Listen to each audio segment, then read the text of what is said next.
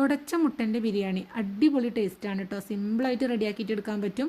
അപ്പോൾ അതിന് വേണ്ടിയിട്ട് ഒരു പാനിലേക്ക് 1 ടേബിൾ സ്പൂൺ നെയ്യ് ഒഴിച്ചു കൊടുക്കുക. പിന്നെ 1 ടേബിൾ സ്പൂൺ വെളിച്ചെണ്ണയും. ചൂടായി വരുമ്പോൾ അതിലേക്ക് 2 പട്ട, 2 ഏലക്കായ, 2 പൂവ് ജസ്റ്റ് ഒന്ന് സോട്ടായതിനു ശേഷം അതിലേക്ക് 2 വലിയുള്ളി സ്ലൈസ് ചെയ്തും കൂടി ചേർത്തിട്ട് നല്ലോണം ഒന്ന് വഴറ്റുക. പിന്നെ അതിലേക്ക് ഇഞ്ചി, വെളുത്തുള്ളി, പച്ചമുളക് ചതച്ചതും കൂടി ചേർത്ത് നല്ലോണം ഒന്ന് വഴറ്റി 2 തക്കാളി ചോപ്പ് ചെയ്തതും കൂടി ചേർത്തിട്ട് നല്ലോണം ഒന്ന് വഴറ്റി അതിലേക്ക് പൊടികളായിട്ട് 1 ടീസ്പൂൺ ഗരം മസാലയും 1/2 ടീസ്പൂൺ മഞ്ഞൾപ്പൊടിയും 2 ടേബിൾ സ്പൂൺ തൈരും കുറച്ച് മല്ലിയിലയും കുറച്ച് കരിവേപ്പിൻ്റെ ഇലയും എല്ലാതും കൂടി നല്ലോണം ഒന്ന് വഴറ്റുക. ഇനി അതിലേക്ക് 4 കപ്പ് നല്ല തിളച്ച വെള്ളം ചേർത്ത് കൊടുത്തിട്ടുണ്ട്. വെള്ളം നല്ലോണം ഒന്ന് തിളച്ച് വരുമ്പോൾ അതിലേക്ക് 2 കപ്പ് കൈമ റൈസും കൂടി ചേർത്തിട്ട് നല്ലോണം ഒന്ന് മിക്സ് ചെയ്തെടുക്കുക.